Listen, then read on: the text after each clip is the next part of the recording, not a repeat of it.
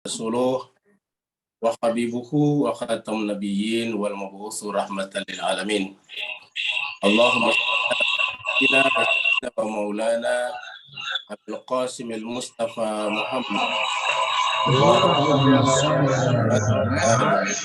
Allahumma salli ala Muhammad wa ali Muhammad. Allahumma salli ala Muhammad wa ali Muhammad.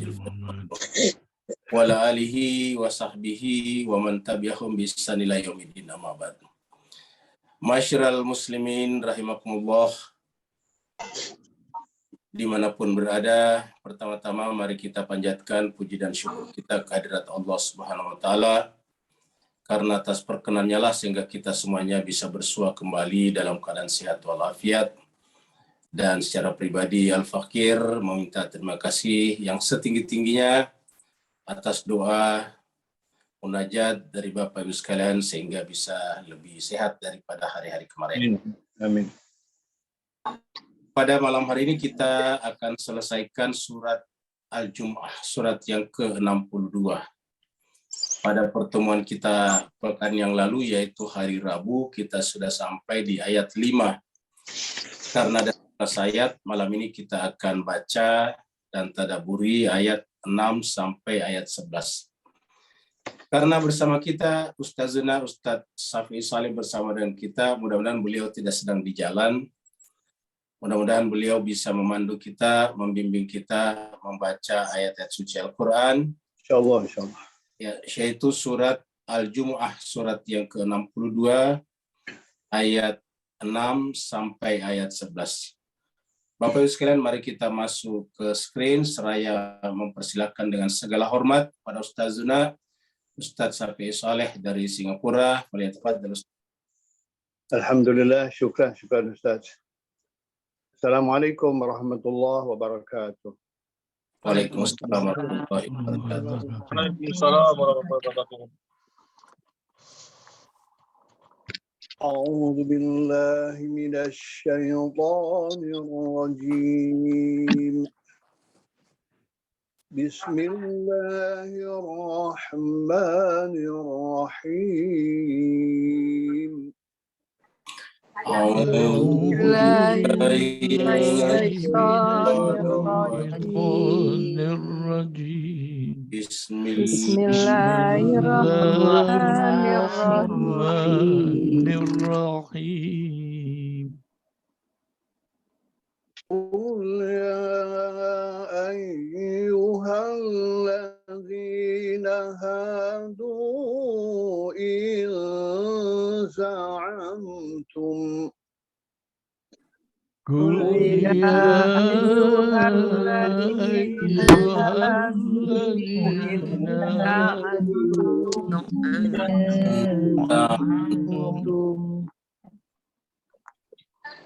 إن زعمتم أنكم أولياء لله من دون الناس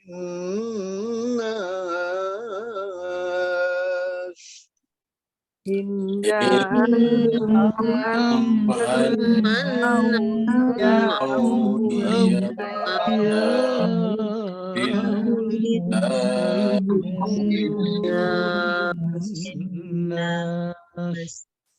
فتمنوا الموت إن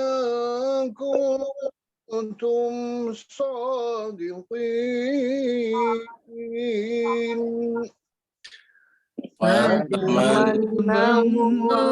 الموت إن صادقين ولا يتمنونه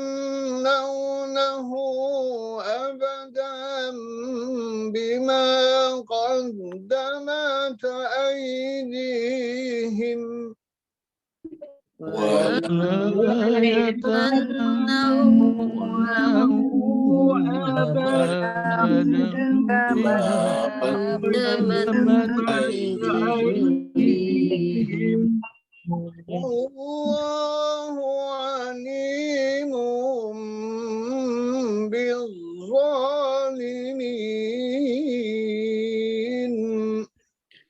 والله عليم بالظالمين.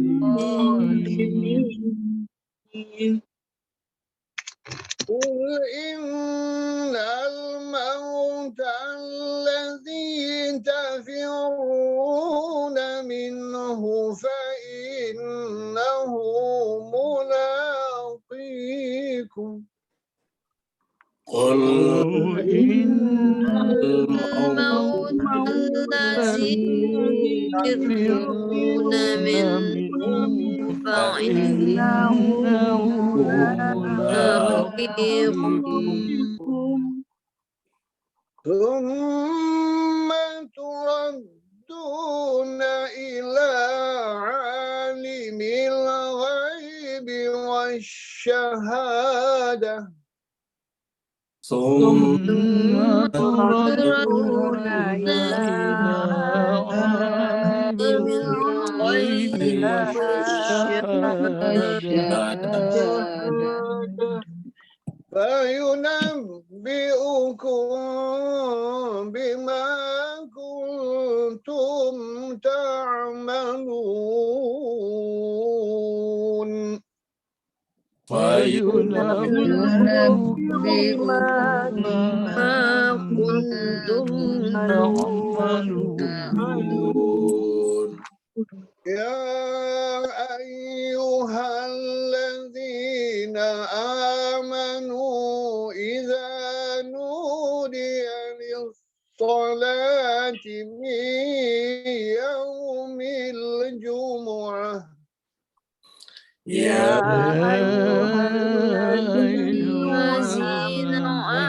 آمنوا إذا نودي للصلاة من يوم الجمعة فاسعوا إلى ذكر الله وذروا البيع فاسعوا إلى ذكر الله وذروا البيع ذلكم خير لكم إن كنتم تعلمون ذلكم خير لكم إن تعلمون. فإذا قضيت الصلوات فانتشروا في الأرض فإذا قضيت الصلوات فانتشروا في الأرض وابتغوا من فضل الله واذكروا الله كثيرا وابتغوا فضل الله واذكروا الله كثيرا واذكروا الله كثيرا لعلكم تفلحون واذكروا الله كثيرا لعلكم تفلحون. وإذا رأوا تجارة أو لهوا انفضوا إليها وإذا رأوا تجارة أو لهوا انفضوا إليها وتركوك قائما قل ما عند الله خير وتركوك قائما ولا عند الله خير قل ما عند الله خير من اللهو ومن التجارة قل ما عند الله خير ومن التجارة والله خير الرازقين والله خير الرازقين صدق الله العلي العظيم صدق الله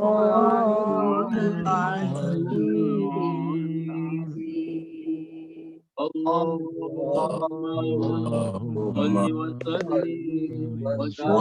وبارك على رسول الله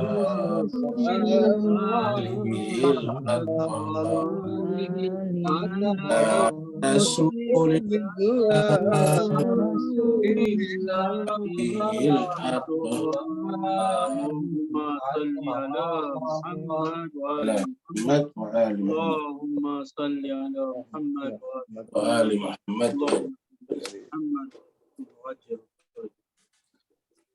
Kita haturkan terima kasih banyak terima kasih yang setinggi-tingginya kepada Ustazna Ustaz Safi Soleh. Semoga dengan bacaan-bacaan beliau tadi yang kemudian kita ikuti semuanya dari berbagai macam penjuru, Allah SWT menggetarkan arasnya untuk mencatat apa yang beliau lakukan untuk kita. Amin, amin. Sebagai wasilah bagi beliau untuk mendapatkan tempat yang semulia-mulianya di sisinya.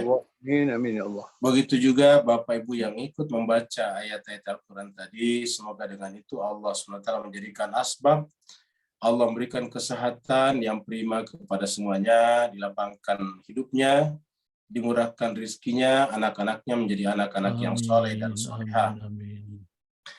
Jemaah sekalian, kita teruskan surat Al-Jum'ah kita, surat yang ke-62. Al-Jum'ah sendiri artinya hari Jumat. Secara bahasa Jum'ah dari kata jamaah, berjamaah, kemudian menjadi nama hari, yaitu hari Jumat. Jadi perhitungan hari berdasarkan bilangan hanya berhenti pada hari yang kelima, hari Kamis. Kamis itu adalah dari kata Al-Khamis, yaitu yang kelima. Masuk hari Jumat bukan menjadi hari yang ke-6, tetapi hari berjamaah. Turun di Madinah, makanya disebut dengan surat Madaniyah, jumlah ayatnya adalah 11 ayat.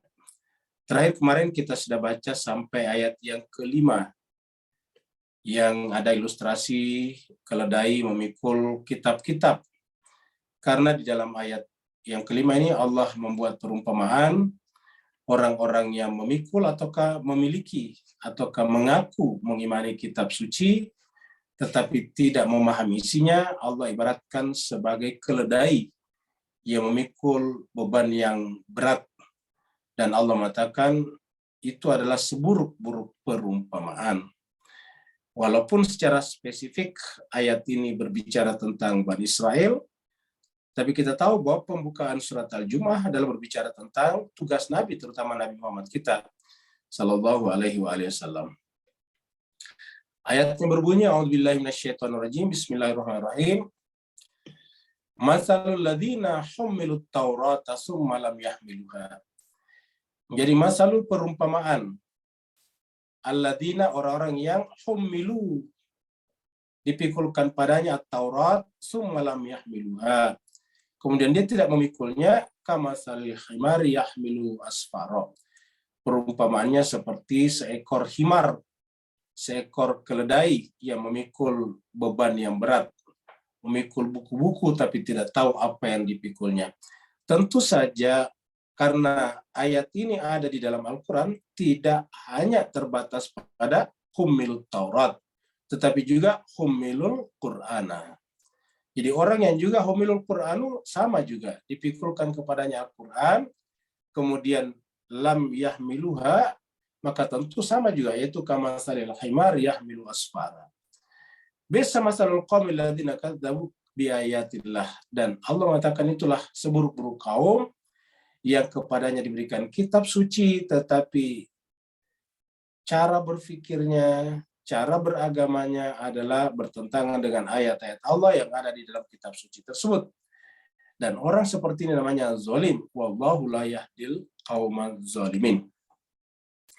Sekarang kita masuk pada ayat baru. Ini adalah ilustrasi anak-anak Nabi Yakub yang ada sekarang, namanya Bani Israel. Jadi Bani Israel lah yang disebut dengan Bani Yakub, atau Bani Yakub itulah yang disebut dengan Bani Israel. Kenapa? Karena bermula dari Nabi Yakub. Nabi Yakub punya 12 anak laki-laki, semuanya nanti mempunyai keturunan sampai sekarang. Tidak kurang sudah sekitar 15 juta mereka anak cucu Nabi Yakub sekarang ini bertebaran di muka bumi, dan sekitar 5 atau 7 juta ada sekarang di Israel, negara Israel.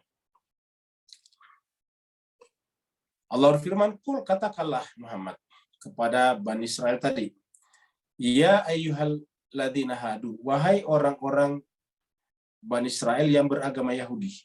Ingat Mas kan, Bani Israel dan Yahudi berbeda ya. Bani Israel adalah nama rasnya, yaitu anak cucu Nabi Israel.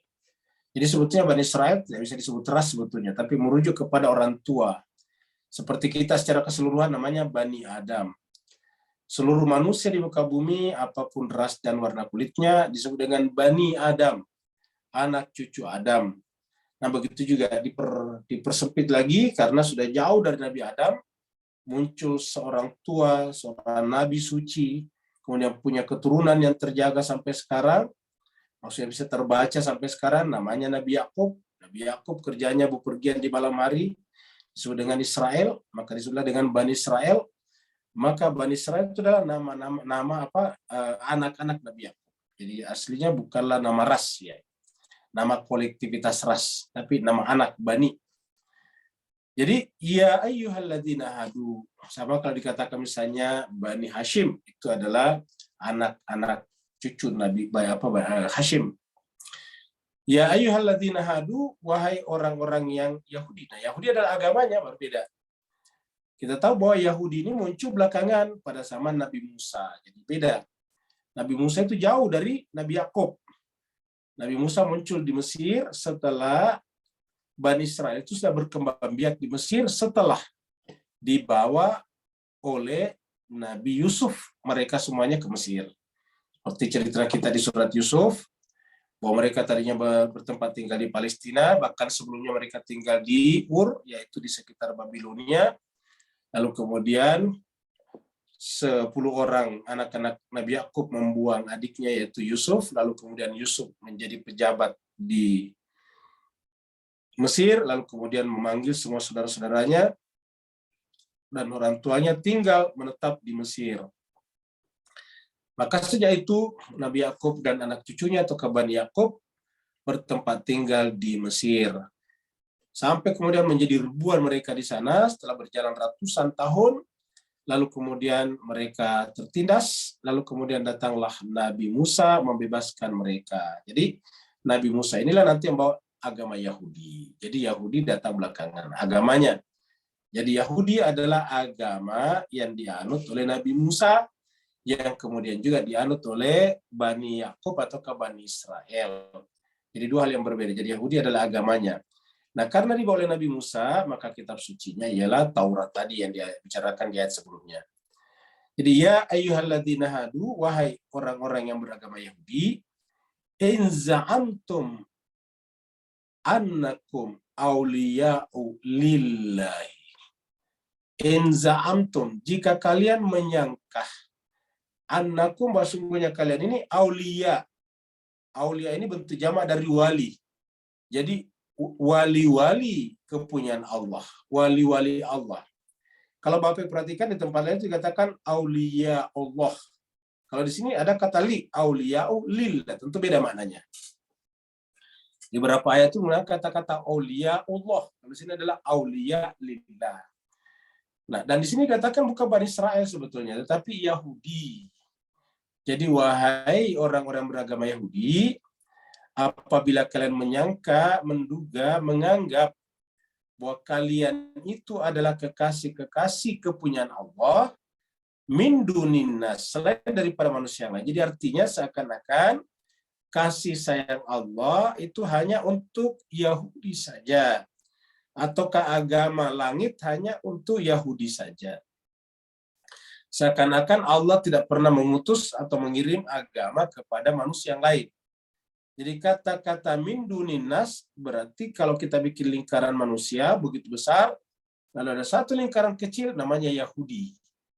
Nah, kalau kemudian Allah memberikan perhatian hanya secara khusus kepada Yahudi dan meninggalkan manusia yang lain, maka ini adalah menuduh Allah melakukan perbuatan tidak adil. Maka Allah menjelaskan dalam ayat ini, kalau kalian orang-orang Yahudi mengklaim bahwa diri kalianlah kekasih-kekasih Allah dan tidak berlaku pada manusia-manusia yang lain, maka fatamannaul mautah, maka cobalah berharap akan kematian kalian. Karena kalau kekasih Allah pasti merindu kembali kepada Allah. Jadi kalau kekasih Allah merindu untuk berjumpa dengan Allah. Nah, sedangkan kalau kalian berharap akan kematian, kalian adalah orang-orang yang banyak takut mati. Kalau kalian aulia Allah, maka kenapa kalian takut mati? Jadi Bapak Ibu sekalian, secara zahir dulu ayat ini menjelaskan kepada kita bahwa kalau aulia Allah itu tidak pernah takut mati. Kenapa? Karena aulia Allah itu adalah merindu kepada Allah. Yang namanya merindu itu kan senang kalau diperjumpakan dengan yang dirindukannya. Nah, kalau ada orang takut mati, tanda bahwa dia tidak rindu kepada Allah. Ya. Ingat ulangi lagi, kalau ada orang takut mati, tanda kalau dia tidak rindu kepada Allah. Kalau tidak rindu kepada Allah, berarti tidak mungkin Allah menjadikan mereka sebagai walinya. Maka Allah mengatakan di sini, in za'amtum annakum awliya'u. Jika kalian memang mengasumsikan, mengklaim bahwa diri kalian itu adalah kekasih-kekasih Allah selain daripada manusia lain, lalu kenapa kalian takut mati? Padahal harusnya kalian tidak perlu takut mati, in kuntum shadiqin, jika pernyataan kalian itu benar. Jadi kalau shadiqin ini benar, aulia Allah, harusnya tidak perlu takut mati. Kenapa? Karena kalau aulia Allah harusnya merindu kepada Allah. Nah, jadi seperti itu. Nah, mari kita lihat misalnya ayat-ayat berbicara tentang wali Allah di sini. Kita lihat di sini. Kita lihat di surat Yunus. Surat yang ke-10 ya, surat Yunus ini. Surat Yunus 10. Ayatnya 62. Allah berfirman, ala ketahuilah, camkanlah. Inna sesungguhnya aulia Allah. Wali-wali Allah. Jadi Bapak lihat di sini menggunakan kata aulia Allah. Kalau tadi di situ dikatakan aulia lillah. Dua hal yang berbeda. Jadi apa bedanya? Jadi kalau aulia Allah ini adalah pilihan orang-orang pilihan Allah. Maksudnya adalah manusia-manusia suci. Insan-insan kamil yang terjaga dari dosa. Sedangkan ada kata-kata aulia ulillah, berarti semua orang sebetulnya adalah kekasih Allah. Semua orang kekasih Allah, buktinya semua orang diberikan kebutuhannya. Semua orang kebutuhannya. Jadi tidak boleh diklaim, tidak boleh dibatasi hanya pada satu agama tertentu saja. Persoalan nanti orang itu mengakui bahwa dirinya itu adalah kekasih Allah atau bukan, itu lain soal. Tapi dari sisi Allah, semua manusia adalah aulia lillah, bukan aulia Allah tapi aulia lillah. Apa sebabnya? Allah mengatakan bahwa di dalam surat Al-Isra, laqad karramna bani Adam. Kami memuliakan, ya. Kami memuliakan siapa? Bani Adam, anak cucu Adam. Kata-kata memuliakan itu kan artinya Allah mencintai mereka.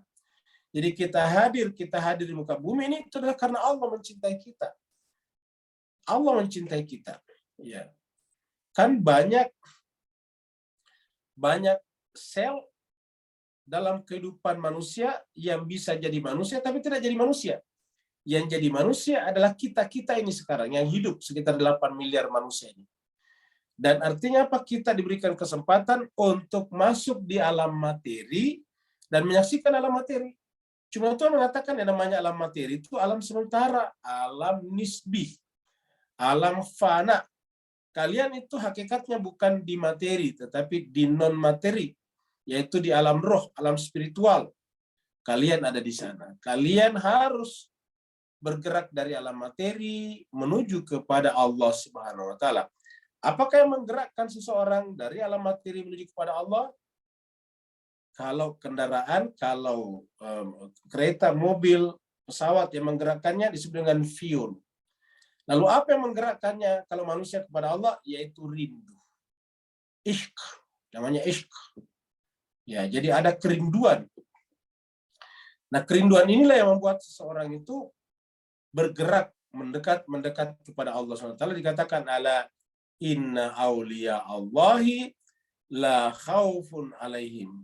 Camkanlah, ketahuilah, catatlah bahwa sanya awliya Allah itulah la khaufun alaihim, tidak ada ketakutan pada dirinya. Ya. La khaufun alaihim, tidak ada ketakutan pada dirinya. Walahum yazarun, dan tidak ada rasa sedih. Nah, ini sudah menyangkut masalah kualitas hati yang tidak ada lagi isinya hatinya kecuali Allah. Namanya aulia Allah. Kalau masih ada yang di khauf yang lain, masih ada yang membuatnya yahzanun, berarti belum aulia Allah. Jadi ini adalah aulianya Allah. Kalau tadi adalah kekasih-kekasih Allah yang dibatasi hanya pada agama tertentu, Yahudi. Di sini kita lihat agama Yahudi. Jadi Allah mengatakan qul ya ayyuhalladzina hadu in za'amtum annakum awliya'ulillah. Jika kalian mengklaim bahwa kalian adalah aulia milik Allah. Ingat, bukan aulia tapi aulia. Seakan-akan Allah hanya memberikan privilege, memberikan memberikan kedudukan yang tinggi kepada mereka, yaitu Yahudi. Ini namanya aulia'ulillah. Min dunina, selain daripada manusia yang lain. Maka Allah mengatakan fatamannau, maka harapkanlah. Tamanna itu harapkanlah, rindukanlah al-maut, kematian itu. In kuntum shadiqin, jika kalian benar. Jadi kita sudah lihat tadinya secara zahiriyah bahwa yang namanya aulia di sini adalah mengaku sebagai pilihan-pilihan Tuhan, yaitu agama Yahudi. Klaim ini bisa benar. Kapan? Apabila yang bersangkutan tidak takut untuk mati. Kenapa? Karena kalau dia aulia Allah, harusnya merindukan kepada Allah. Terlepas ini kalau aulia Allah tadi, kan memang Allah pilih. Kalau ini adalah klaim dari pihak kita bahwa kita adalah kekasih Allah. Nah, kalau kita mengklaim bahwa kita adalah kekasih Allah, harusnya tidak perlu merasa takut untuk mati, karena setiap orang yang mengklaim dirinya adalah kekasih Allah, merindu kepada Allah, merindu berjumpa dengan yang dikasihinya. Tetapi kenapa mereka paling takut mati? Jadi Bapak Ibu jemaah sekalian, ini adalah merupakan pelajaran besar bagi kita, bahwa apabila ada di antara kita yang masih merasa takut untuk mati dengan berbagai macam alasan, alasan belum siap lah, alasan banyak dosa, dan sebagainya, alasan ibadah belum sempurna, apapun alasannya, intinya adalah itu menunjukkan bahwa kita tidak merindu kepada Allah. Ingat jemaah sekalian berbahagia, kita memang dilarang berdosa. Kita memang diperintahkan untuk beribadah. Tetapi ingat, bukanlah dosa yang menghalangi orang masuk neraka. Bukanlah ibadah yang membuat orang masuk ke dalam, bukanlah dosa yang menarik orang masuk ke dalam neraka. Bukanlah ibadah yang menarik orang masuk ke dalam surga. Lalu apa kalau begitu? Rahmat Allah. Nah, rahmat Allah itu kita peroleh dengan apa? Dengan merindu kepadanya. Rahmat Allah kita peroleh dengan cara merindu, ridho dengan apapun yang Allah tetapkan kepada kita. Itulah sebabnya di dalam Al-Quran kata ridho itu menjadi kriteria bagi hamba-hamba yang diaku oleh Allah sebagai hambanya. Fatamannal mauta in kuntum shadiqin. Kemudian ayat yang ke-7. Ini kita lihat jemaah sekalian berbahagia, lihatlah ya kenapa mereka takut mati sebetulnya. Karena mereka mengaku beragama Yahudi, ini tentara Israel, ya. Tetapi perbuatannya itu tidak menunjukkan auliyaulillah. Kalau mereka adalah auliyaulillah, kalau mereka adalah kekasih Allah, ya harusnya mereka juga mengasihi hamba-hamba Allah. Ya. Jangankan manusia, bahkan makhluk-makhluk seperti semut. Salah satu nabi besar Bani Israel yang juga beragama Yahudi, yaitu Nabi Sulaiman. Bahkan untuk menginjak semut saja tidak. Dia meminta semut-semut itu masuk ke sarang-sarangnya. Memerintahkan kepada ratu semut untuk masuk ke dalam sarangnya. Jadi mengganggu semut saja tidak. Ya.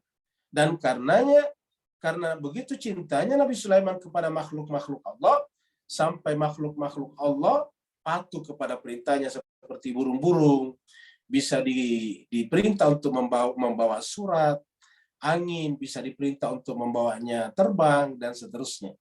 Jadi sangat menyatu dengan ciptaan Allah karena mereka atau karena Nabi Sulaiman di sini adalah merupakan kekasih Allah sesungguhnya. Tapi kita lihat sekarang yang mengaku sebagai Yahudi sekarang, ya tentu tidak semua Bapak Ibu sekalian, memperlakukan anak-anak Palestina seperti ini. Coba kita lihat. Ya.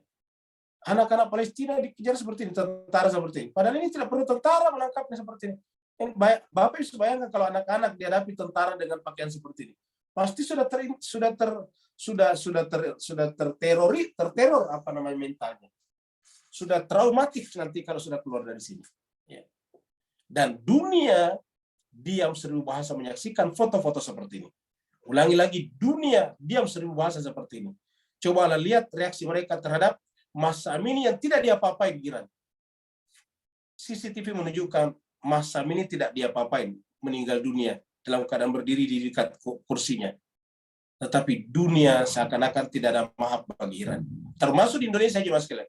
Termasuk di Indonesia kedutaan besar Iran bahkan di demo juga luar biasa. Ya. Tetapi lihatlah, ada enggak di apa namanya? Di Indonesia kelompok-kelompok seperti itu yang mendemo Israel misalnya? Tidak ada.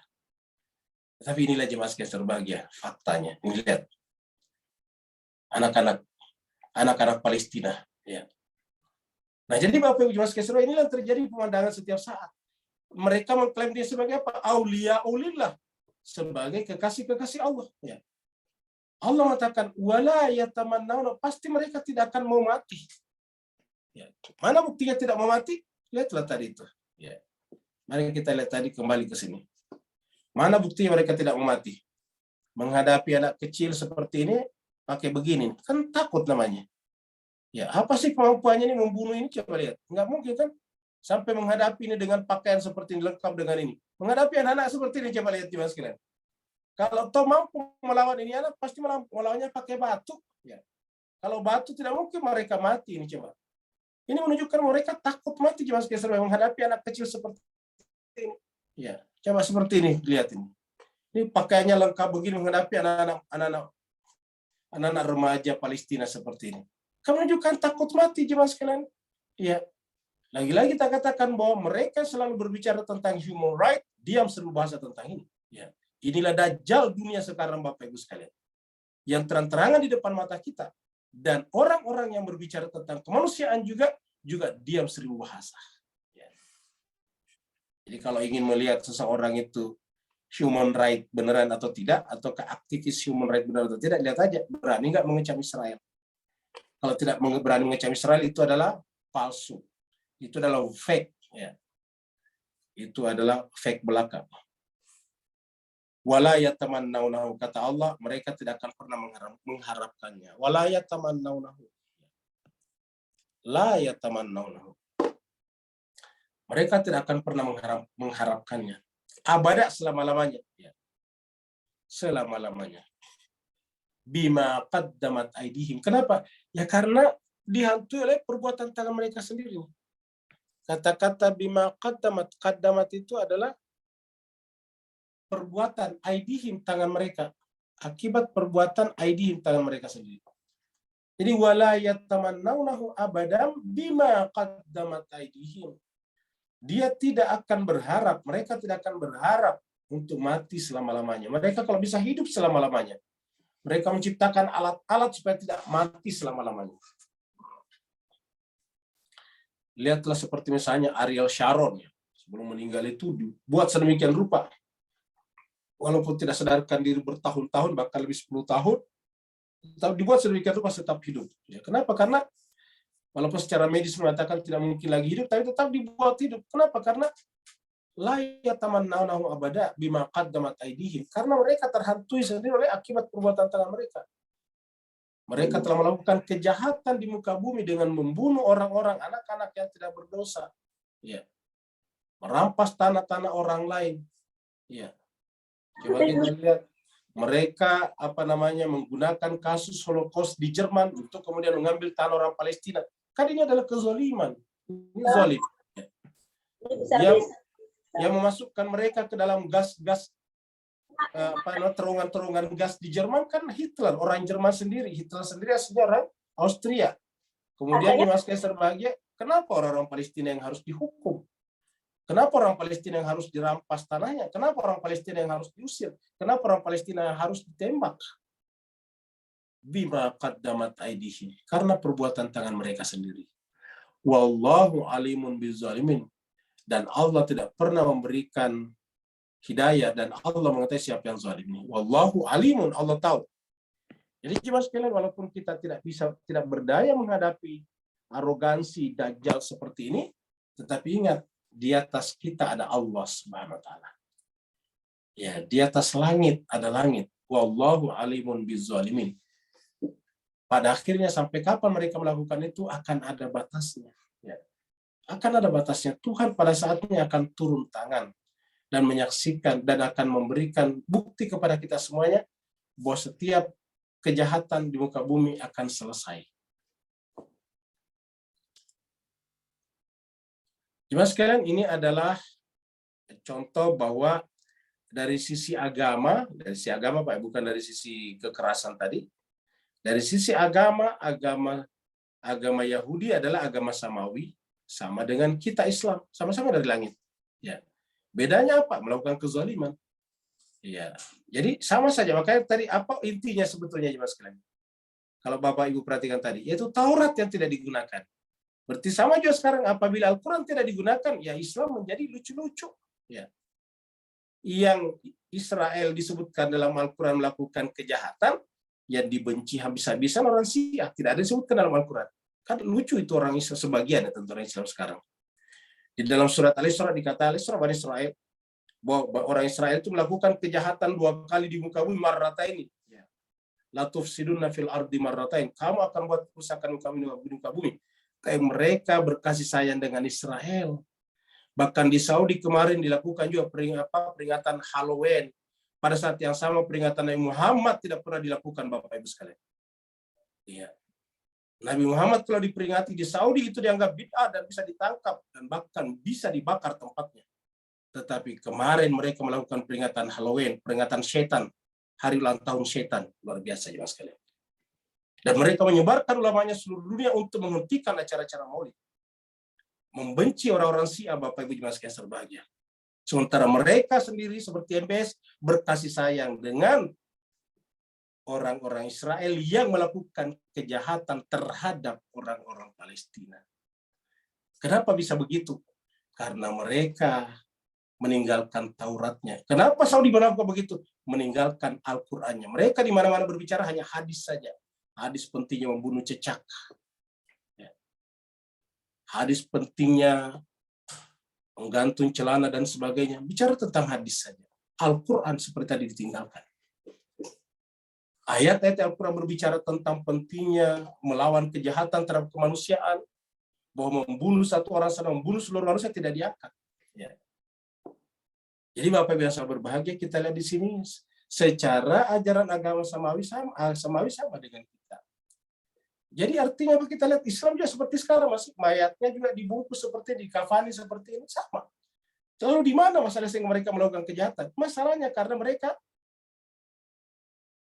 seperti tadi diceritakan hummilut taurata summa lam yahmiluha kama salil himari yahmilu asfara. Mereka diubankan kepadanya Taurat, tetapi lam yahmiluha. Mereka tidak memikulnya. Itu juga yang sering kita angkat di tempat ini, surat Al-Furqan ayat 30. Nabi mengatakan, Rabbi inna qaumi ittakhadhu hadzal Qur'ana mahjura, sama. Ya dari sisi ajaran masih kelihatan sama memperlakukannya. Jadi yang zohir-zohir masih kelihatan sama. Yang sangat-sangat yang sangat-sangat gampang dilihat itu kelihatan sama. Ya. Bahkan kita lihat mereka juga pakai peci seperti ini, pecinya mereka ini. Jadi Bapak sekalian suka pakai peci begini pasti nyontek daripada Yahudi karena mereka lebih duluan daripada kita. Ya, ini pakai peci-peci begini semuanya nih. Ya. Orang Islam juga kebanyakan peci begini. Ya. Mereka juga berjenggot-jenggot juga nih. Ya. Nih kita lihat lagi mayatnya, sama dengan kita. Ya. Qul, katakanlah Muhammad, innal mauta, sungguhnya kematian itu, alladzi yang tafirruna, kamu lari. Maksud kamu lari di situ, kamu tidak peduli dengannya, tidak mempersiapkan diri padanya. Jadi ini sudah bukan hanya untuk Yahudi, tapi seluruh kita manusia. Ya, jadi taknya di sini harusnya tidak diperlakukan hanya kepada Yahudi saja. Karena kulnya di sini kepada Nabi Muhammad, dan ini menjadi Al-Quran untuk kita semuanya. Bahwa innal mauta, yang namanya kematian itu, alladzi tafirruna min, yang kita lari daripadanya. Apa lari daripadanya? Yaitu tidak pernah peduli. Alladzi tafirruna min, yang tidak pernah peduli. Ya. Innal mauta alladzi tafirruna min, sungguhnya kematian yang kamu lari, ya tidak pernah peduli kepadanya. Ya, tidak pernah persiapkan diri kepadanya. Tidak ada upaya secara optimal untuk mempersiapkan diri kepadanya. Lupa bahwa cepat atau lambat kematian akan datang. Innal mautal ladzi tafirruna min fa innahu mulaqikum. Sesungguhnya kematian itu pasti akan mulaqikum, menjumpai kalian, cepat atau lambat.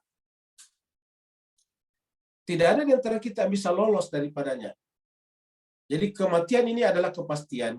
Kullu nafsin za'iqatul maut. Setiap yang bernyawa pasti akan merasakan maut. Makanya diingatkan kita. Kenapa diingatkan? Karena banyak di antara kita sadar atau tidak sadar, kita sebetulnya dalam tanda petik lari daripada kematian. Orang yang lari daripada kematian tidak akan bisa lepas daripada kematian. Lihatlah orang yang berdesak-desakan di Korea Selatan. Orang ini adalah berbicara tentang hanya dunia saja, mempersiapkan dunia saja, mereka bersenang-senang dengan Halloween-nya, tapi kemudian mereka mati injek-injekan di sana. Kenapa? Yaitu tadi, kita tidak bisa lari daripada kematian. Makanya dikatakan, ingatkan Muhammad kepada manusia, bahwa kematian itu tidak bisa kita lari daripadanya. Kalau kita dari manusia bisa lari, bisa bersembunyi, bisa ngumpet di dalam gedung-gedung, tetapi bagaimana bisa lari daripada kematian? Innal mautal ladzi tafirruna min, sungguhnya kematian yang kamu berlari daripadanya. Di surat An-Nisa dikatakan bahwa seandainya pun kamu berada di burujin musyayyada, berada di dalam benteng yang kuat, pasti kematian juga akan datang kepada kita.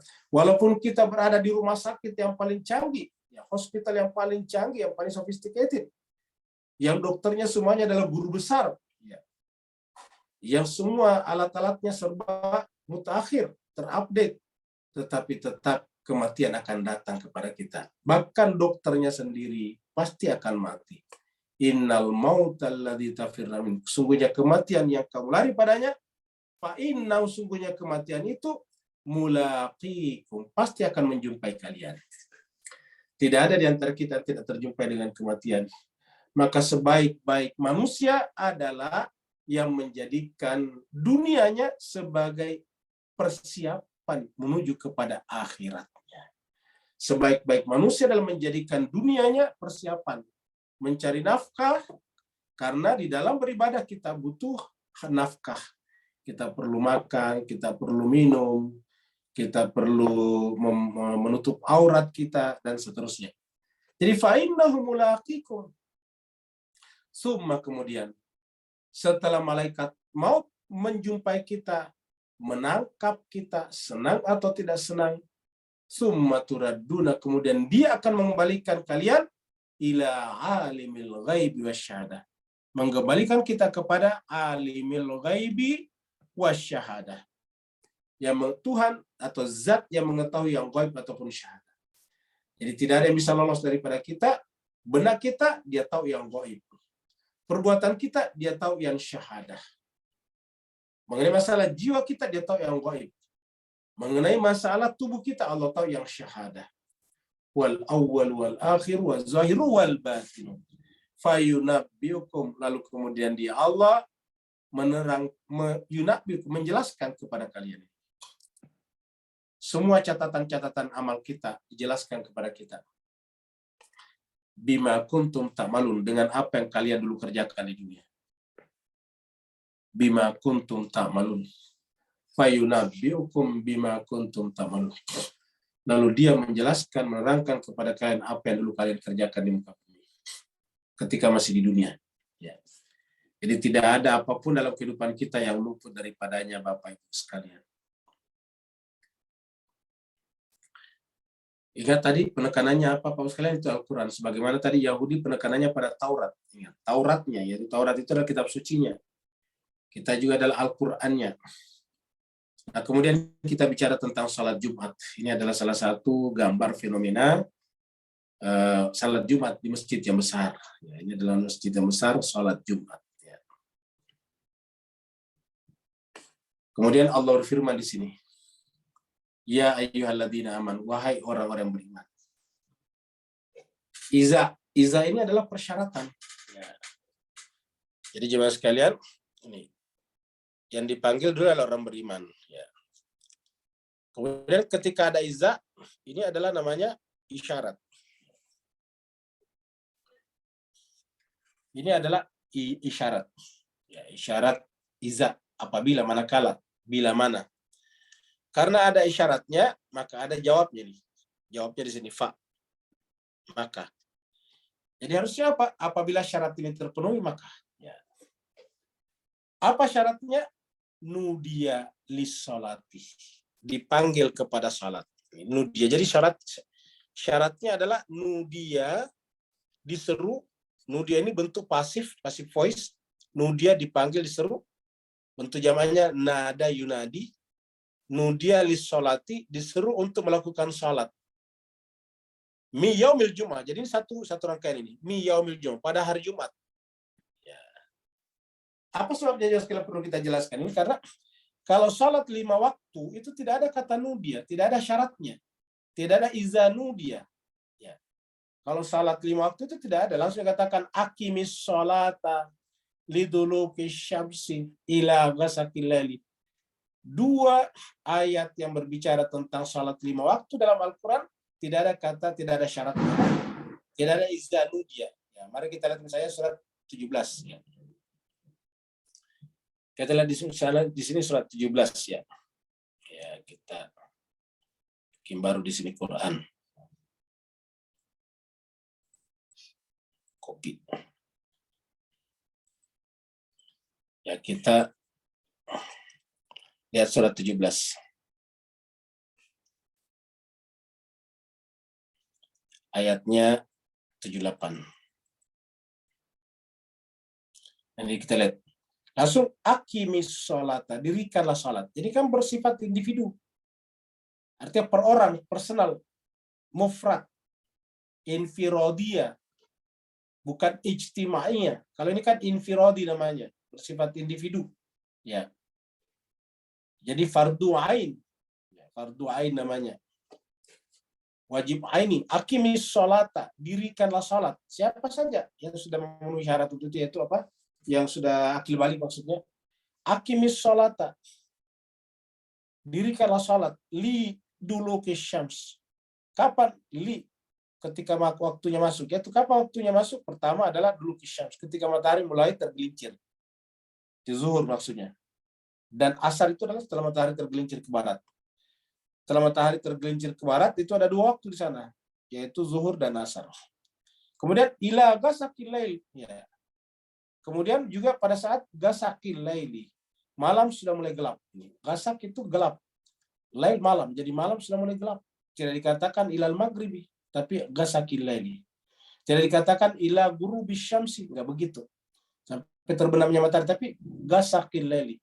ketika malam. Jadi penekanannya pada malam mulai gelap, mulai masuk maksudnya. Wa Qur'an al-fajri, dan juga pada waktu fajar. Jadi kita sudah lihat intinya adalah tidak ada izanu, dia tidak ada persyaratannya. Waktunya saya ditentukan. Ini maksudnya waktu salat 5 waktu. Liduluki syams. Ini salat zuhur, asar, maghrib, isya, dan subuh. Wa Qur'an al-fajr. Kita lihat juga misalnya di dalam surat Hud. Surat 11. Ayat 114. Allah berfirman, wa aqimis sholat, ini sama juga. Tadi langsung aqimis sholat, diri kalau salat. Tidak ada izanu dia. Aqimis sholata, diri kalau salat. Tarafain nahari. Di dua tepi siang. Tarafain nahari. Dua tepi siang. Apa itu dua tepi siang? Tepi siang pertama adalah fajar, subuh.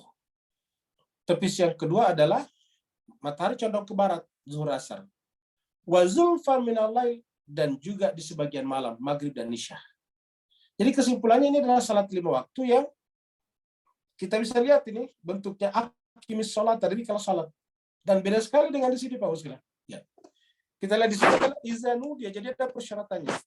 Iza nudiya lis sholati min yaumil jumati, dari hari Jumat. Jadi khusus untuk hari Jumat. Nah, kenapa kira-kira jemaah sekalian? Karena tadi yang kita lihat di surat Al-Isra ayat 78 dan surat Hud ayat 114, itu adalah salat yang bersifat infiradiyah. Salat fardu ain. Setiap orang harus melakukannya. Jadi wajib individu. Ya, fardu secara personal. Itu yang disebut dengan tadi salat 5 waktu. Ya. Sedangkan di sini untuk berjamaah, ini kan hari Jumat tadi berjamaah. Jadi sebetulnya di sini adalah hari berjamaah. Yaumul Jum'ah adalah hari di mana kita harus berjamaah. Ya. Jadi hari Jumat itu hari berjamaah. Ya. Jadi nudiya lis sholati min yaumil Jumat. Jadi ada salat di waktu Jumat. Ingat Bapak sekalian, di sini tidak dikatakan salat Jumat. Ingat, tidak ada salat Jumat. Yang ada adalah salat yang dilakukan di hari Jumat. Ya. Karena salat di hari Jumat sama saja dengan salat di hari Senin, Selasa, Rabu, Kamis. Ya. Yaitu 4 rakaat zuhur, 4 rakaat asar. Lalu kenapa di hari Jumat itu cuma 2 rakaat? Ya karena ada khutbah Jumat 2 rakaat. Ya, khutbah itu dihitung 2 rakaat. Untuk apa? Tuhan menjelaskan bahwa belajar dalam Islam setara dengan salat. Ya, ulangi lagi, belajar dalam Islam adalah setara dengan salat. Ya. Jadi jemaah sekalian berbahagia, 2 salatnya 2 rakaat, khutbahnya 2 rakaat. Khutbah itu apa? Kuliah. Khutbah itu adalah lecture. Ya. Jadi khutbah itu adalah lecture, kuliah, pelajaran. Jadi dalam agama itu berarti bahwa salat setara dengan belajar. Ya. Apa sebabnya? Dan ini tidak bisa dipisahkan ya, yang namanya salat Jumat itu 2 rakaat 2 rakaat salat tidak bisa dipisahkan dengan khutbahnya. Maka tidak bisa kita di hari Jumat salat hanya 2 rakaat zuhur saja apabila kita tidak sedang berjamaah. Tidak sedang di masjid maksudnya. Misalnya kita cuma di rumah salat. Kita salat karena hari Jumat ya kita cuma salat 2 rakaat. Ya tidak bisa. Kenapa? Karena tidak ada khutbahnya. Khutbahnya itu harus dilakukan secara berjamaah. Ya. Apabila kita salat di rumah tidak sedang ke masjid, salat di hari Jumat ya tetap zuhurnya 4 rakaat. Ya. Ini 4 rakaat. Jadi dengan demikian jemaah sekalian, Jumat 2 rakaat salat dan kemudian khutbah menunjukkan bahwa salat itu setara dengan belajar. Begitu pentingnya dalam Islam belajar Bapak Ibu. Jadi kalau dikatakan as-salatu imaduddin, ya bisa juga dikatakan bahwa belajar itu adalah imaduddin juga. As-salatu imaduddin berarti al-iqra itu adalah imaduddin juga. Al-qira'ah imaduddin. As-salatu imaduddin berarti at-tarbiyah imaduddin juga. Belajar adalah, pendidikan adalah imaduddin juga. Nah, seribu sayang kita sekarang umat Islam penekannya lebih banyak kepada salat dan bukan pada belajar. Padahal ini ada khutbah di sana. Jadi zanu dia lis sholati mi yaumil jum'ati, pada hari Jumat. Jadi syaratnya pada hari Jumat. Jadi pada hari Jumat itu karena berjamaah, kan harus ada satu imam. Kalau tidak ada imam, gimana bisa salat Jumat, salat berjamaah? Yang kedua, khutbah. Jadi imam itu yang khutbah. Jadi harus ada imam yang khutbah di sana. Harus ada imam sebagai lecturer-nya, sebagai dosennya. Jadi salat Jumat itu adalah salat general, stadium general. Kalau di kampus namanya stadium general. Ya. Jadi salat Jumat itu adalah stadium general yang diwajibkan bagi seluruh umat Islam sekali seminggu, bayangkan Pak Ustaz. Seumur hidup. Kalau kita di kampus, stadium generalnya mungkin cuma sekali satu semester. Dan setelah tamat tidak ada lagi kewajiban itu. Tapi dalam Islam sekali sepekan itu adalah ada stadium general. Bapak Ibu bayangkan kalau khotibnya itu adalah yang berkualitas, yang memahami seluruh perkara, dan benar-benar dia berkhutbah di sana mengedukasi, meliterasi, mengupgrade umat dari sisi kualitas lahir dan batin. Ini dapat kita bayangkan umat Islam. Ada kampusnya seumur hidup, namanya kampus Jumat. Jadi ada syaratnya karena berjemaah harus ada imamnya dan harus ada khotibnya. Maka harus ada yang panggil. Kalau begitu siapa yang panggil? Yang masuk akal yang panggil imamnya. Ya siapa lagi? Berarti ada lebih tinggi daripada imam. Jadi harus apabila dipanggil, jadi harus ada izahnya di sini. Bila mana? Iza nudiya lis-sholati min yaumil jumati, manakala bila mana disuruh dipanggil untuk melakukan sholat di hari Jumat. Nah, pertanyaannya, karena kata diseru kan pasti ada penyerunya. Karena nudia dari kata nada yunadi pasti ada nadinya. Ya. Kata nadi dalam Al-Quran banyak. Kalau kita baca nadi dalam Al-Quran, setiap nadi dalam Al-Quran itu selalu adalah manusia langit. Ya. Selalu manusia langit. Ya.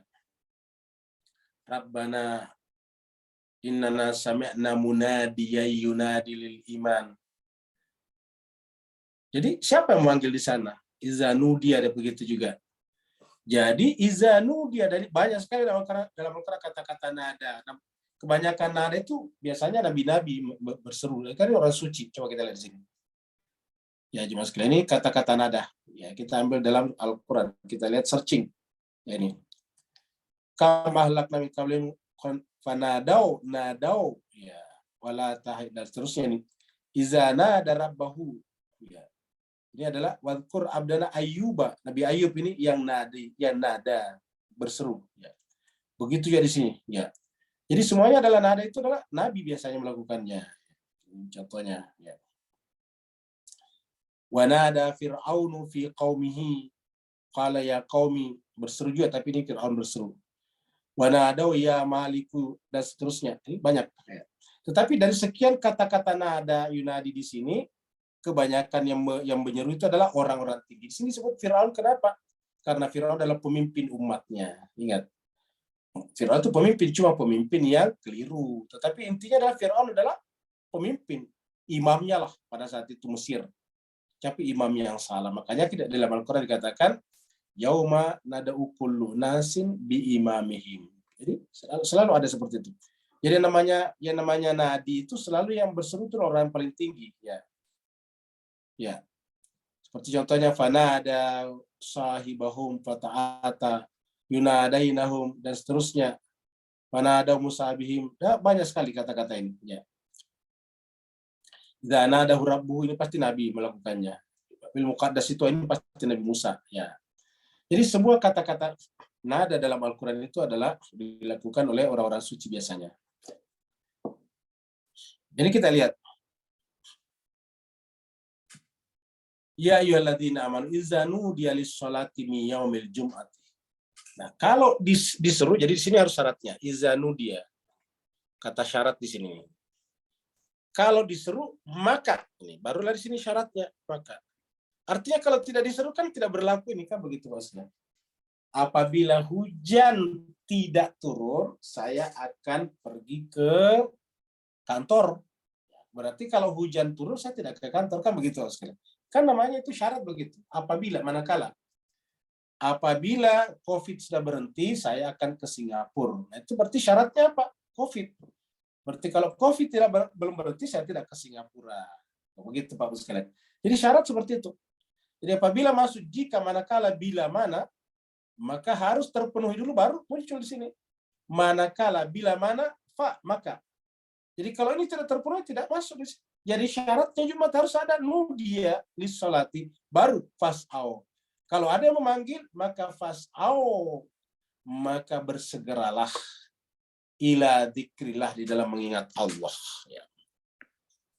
Nah, Jumat sekalian serbaik karena syarat terkadang tidak dipenuhi. Salat Jumat apa yang terjadi kemudian? Ya, orang yang menunjuk imam adalah pengurus masjid DKM. Kalau ketua DKM-nya partainya A, yang dipanggil khotib yang sesuai dengan pendapatnya dengan partai A. Kalau DKM-nya misalnya pro calon presiden D, yang dipanggil adalah khotib yang seirama, sewarna dengan dukungannya kepada calon presiden D. Kalau DKM-nya misalnya pro presiden F, maka khotib yang dipanggil adalah atau imam atau khotib yang dipanggil yang sejalan dengan dukungannya kepada presiden F. Sedangkan yang tidak sejalan di blacklist, dihentikan, dicoret. Inilah yang terjadi, Pak Bos. Kenapa yang terjadi? Masjid menjadi terkotak-kotak. Masjid menjadi tempat perseteruan. Ya, itulah yang terjadi sekarang. Kenapa? Karena ini tidak terpenuhi. Sedangkan Allah katakan idza nudiya lis-sholati min yaumil jumu'ati fas'au ila dzikrillah. Segeralah mengingat Allah, mengingat Allah bukan mengingat partai politiknya, bukan mengingat calon presidennya, bukan mengingat ini dan itu, tetapi ila dzikrillah. Bolehkah berpolitik orang Islam? Boleh, tetapi jangan bawa-bawa masuk ke dalam khutbah Jumat. Ya. Karena nanti akan terjadi perseteruan. Fas'au ila dzikrillah wazarul bai'ah. Ya. Lalu kemudian tinggalkanlah jual beli. Ya. Wazaru, tinggalkanlah ini wazarul bai'ah. Jadi apabila sudah diserukan maka fas'au ila dzikrillah wazarul bai'ah. Kenapa kira-kira? Kan berarti bahwa yang menyeru ini adalah semacam wakil Tuhan. Kenapa? Sampai jual beli harus ditinggalkan. Kan berarti yang memanggil ini adalah sakral. Yang memanggil ini adalah mewakili Tuhan sebetulnya. Bukan mewakili partai tertentu. Bukan mewakili calon presiden tertentu. Bukan mewakili kepentingan sesaat. Ya. Karena apa? Karena lebih tinggi daripada urusan jual beli. Padahal urusan jual beli dalam agama wajib. Urusan jual beli dalam agama itu sangat penting.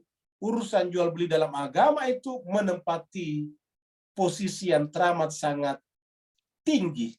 Mana buktinya? Surat yang paling panjang dalam Al-Quran adalah surat Al-Baqarah. Dan di dalam surat Al-Baqarah ada ayat yang paling panjang, yaitu ayat tentang jual beli. Ayat 282. Surat Al-Baqarah, ayat 282, satu halaman itu, satu page, bukan satu page itu satu ayat. Panjang sekali. Ya. Dan apa isinya? Ya isinya adalah tentang jual beli. Bapak, ini bisa bayangkan itu. Kalau kita punya Al-Quran seperti ini, ya, kita ambil di sini Al-Quran. Yang lebih gampang kita lihat.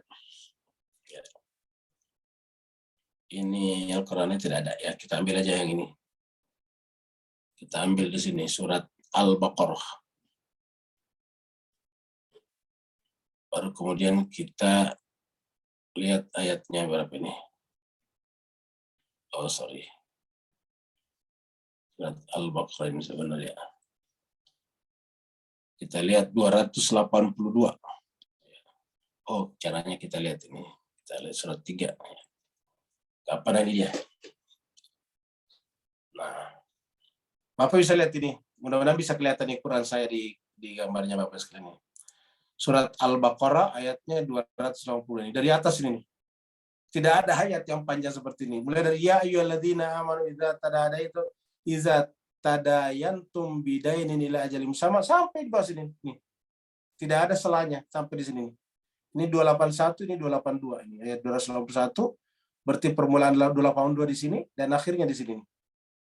Ya, sampai wattaqullah wa yu'allimukumullah wallahu bikulli syai'in alim. Satu ayat. Apa isinya? Jual beli. Tadayantum itu adalah bertransaksi. Ya. apabila kalian bertransaksi utang piutang di antaranya ila ajalin musamma sampai waktu tertentu, faktubuhu maka tulislah dan seterusnya. Jadi jemaah sekalian, dari ayat ini kita lihat bahwa jual beli ini teramat sangat penting. Kita ulangi lagi, jual beli ini bukan perkara sekuler dalam Islam, bukan sekuler. Jual beli itu bukanlah sesuatu yang nista, bahkan sangat mulia. Karena tidak bisa terjadi kehidupan manusia kalau tidak ada jual beli. Jual beli itu kan adalah barter antara satu barang dengan barang yang lain, diantarai dengan apa yang disebut dengan mata uang. Jadi baik jual beli di sini, aslinya adalah barter. Tetapi sepenting-pentingnya baik jual beli, karena manusia tidak bisa hidup tanpa jual beli. Tetapi apabila penyeru telah berseru, maka harus ditinggalkan jual beli. Zarul bay'a. Kan berarti yang menyeru ini pasti lebih tinggi daripada yang mewajibkan jual beli ini. Ya, lebih tinggi daripada mewajibkan jual beli ini. Maksudnya bahwa ya sama dengan yang bisa melakukan itu adalah yang mewajibkan jual beli. Jadi yang memanggil ini adalah pasti yang mewajibkan jual beli juga, maksudnya begitu. Dan orang yang diutus oleh yang mewajibkan jual beli itu. Sehingga apabila dia datang, kita harus meninggalkan jual beli. Wadarul baik, tinggalkanlah jual beli. Apa kata Allah? Zalikum khairul lakum. Itu yang terbaik bagi kalian. Dzalikum khairul lakum in kuntum ta'lamun, jika kalian benar-benar mengetahui. Ini katanya perhatian, in kuntum ta'lamun. Ulangi lagi, in kuntum ta'lamun. Berarti kalau tidak begini kan berarti la ta'lamun, kalian tidak mengetahui. Karena in kuntum, jika kalian benar-benar berilmu, mempunyai pengetahuan tentang masalah Jumat ini.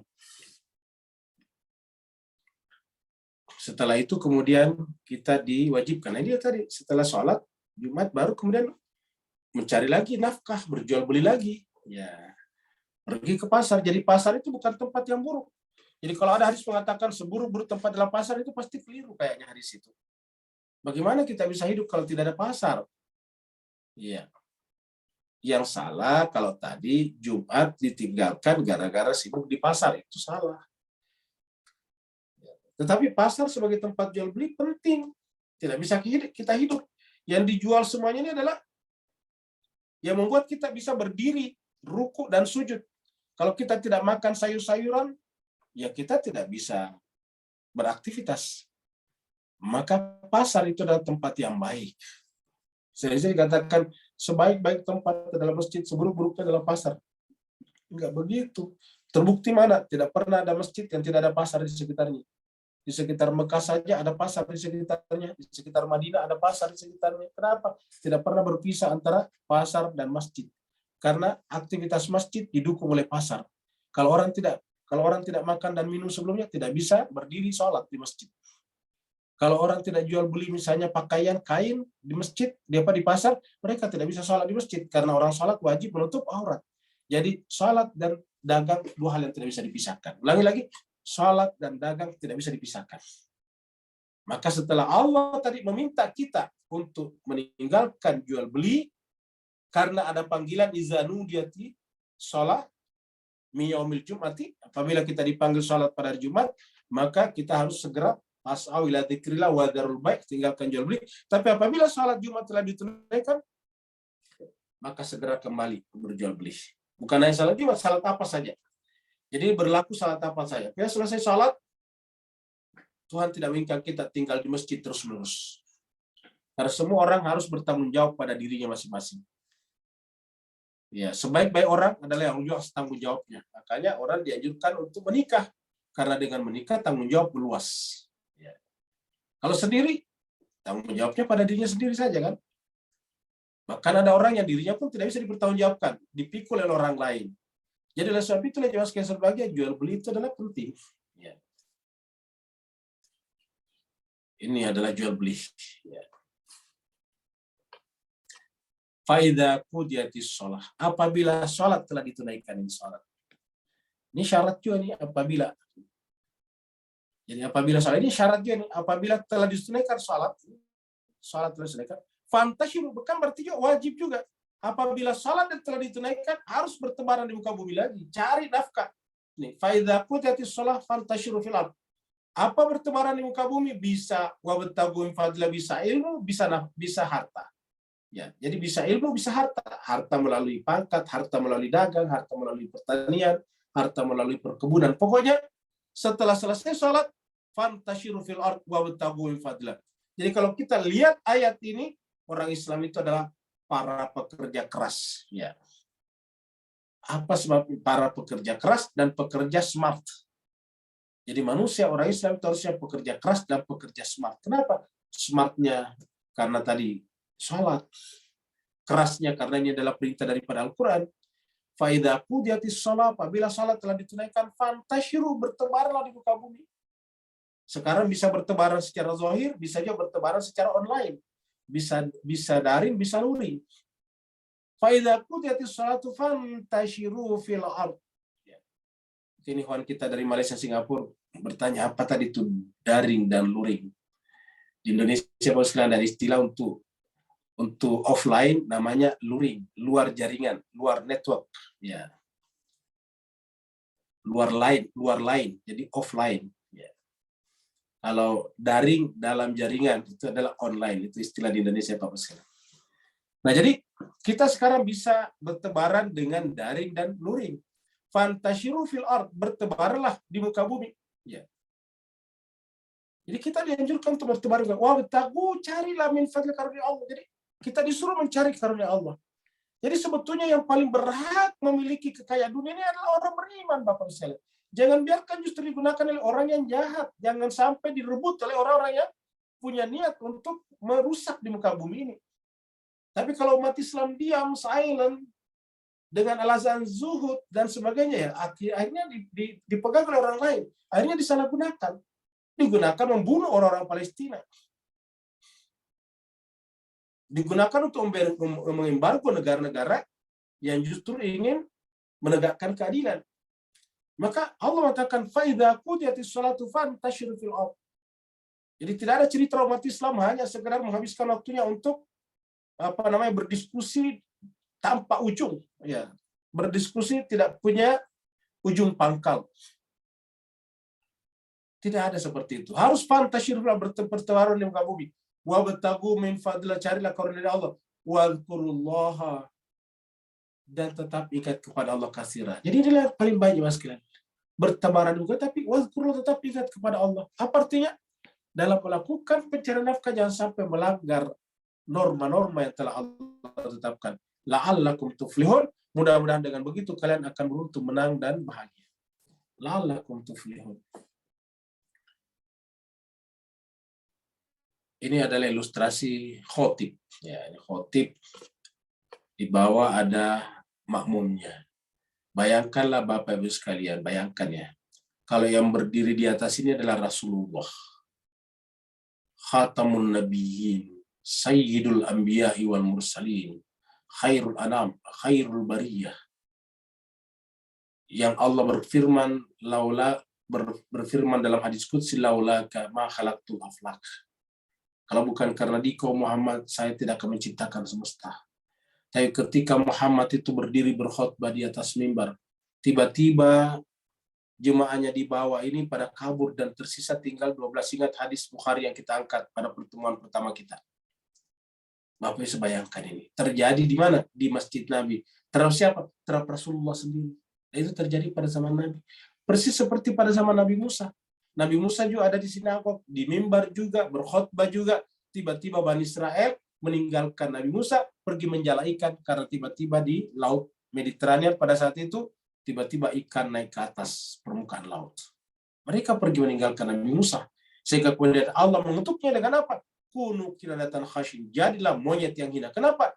Karena kalau manusia sudah kehilangan kemauannya untuk belajar, maka dia turun derajatnya seperti hewan. Ya, dan hewan yang menyerupai manusia adalah monyet yang hina pula. Kunu qiradatan khasyin. Jadilah monyet yang hina. Wa idza ra'au tijaratan, apabila mereka melihat perniagaan pada saat wa idza ra'au tijaratan aw lahwan infadu aw lahwan atau permainan infadu, mereka lari ke sana, kabur ilayah kepada perniagaan dan permainan tersebut. Wa tarakuka, dan meninggalkan kau Muhammad. Taraku kaknya adalah Muhammad. Ini kaknya Muhammad. Berarti siapa yang memanggil tadi salat? Ya Nabi Muhammad. Iza nudiyatis salat, berarti Nabi Muhammad tadi di sana. Berarti adalah harus pemimpin yang ditunjuk oleh Allah SWT. Karena Nabi Muhammad adalah pimpin oleh Allah. Jadi ya ayyuhalladzina amanu iza nudiyatis salat min yaumil jum'ati fas'au ila dzikrillah wa dzarul bai'. Berarti ini adalah kaknya adalah pilihan Allah, bukan pilihan kita. Jadi watarakuka qaiman. Sedangkan orang seperti Nabi saja berdiri di sana, tarakuka qaiman, meninggalkan Allah dalam keadaan berdiri di sana. Seraya mereka lari berhamburan menuju kepada tijaratan aulahwan, permainan tersebut. Apa permainannya? Topeng monyet. Ya. Topeng monyet. Ketika mereka meninggalkan Nabi dan mereka pergi ke topeng monyet, apa artinya Pak sekalian? Berarti mereka mendatangi yang sekumpulan dengannya. Setiap spesies di muka bumi selalu berkumpul dengan sesama spesiesnya. Tidak mungkin sapi berkumpul dengan harimau. Tidak mungkin juga kambing berkumpul dengan unta. Selalu onta berkumpul dengan onta, kuda dengan kuda, zebra dengan zebra, monyet dengan monyet. Qul ma indallahi khairu minal lahwi wa minat tijarah. Katakanlah Muhammad kepada mereka, ma indallah, apa yang ada di sisi Allah, ma indallah. Itu khairun. Itu tadi ingat di atas, khairul lakum in kuntum ta'lamun di ayat 10 tadi. Ma indallahi khairum minal lahwi. Daripada perniagaan dan permainan dan perniagaan. Minal lahwi wa minat tijarah. Wallahu khairur razikin. Dunia ini adalah permainan. Di sana ada perniagaan dan itu wajib. Ya, maka dunia ini wajib, tetapi ada hierarkinya namanya, ada skala prioritasnya. Wallahu khairur razikin. Allah adalah sebaik-baik pemberi rezeki. Dan rezeki yang terbaik adalah rezeki yang datang dari langit untuk jiwa-jiwa kita, untuk akal pikiran kita. Karena membedakan manusia dengan hewan-hewan adalah jiwa dan pikirannya. Apabila jiwa dan pikirannya tidak diisi dengan ma'rifat, pengetahuan, maka manusia kal an'am bal hum adall, seperti hewan ternak, bakal lebih sesat lagi. Nah, Bapak Ibu yang saya berbahagia, waktu kita tinggal sedikit, mohon maaf, mudah-mudahan ini memberikan manfaat bagi kita semuanya. Yang mau bertanya dipersilakan. Silakan Pak Ustaz.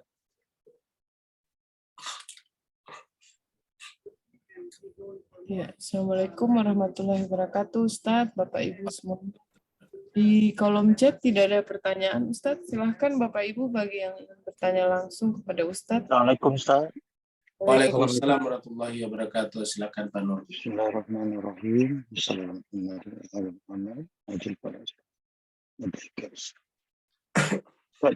Kembali pada teguran tentang agama Yahudi itu, Allah kata inna dina indallahi Islam.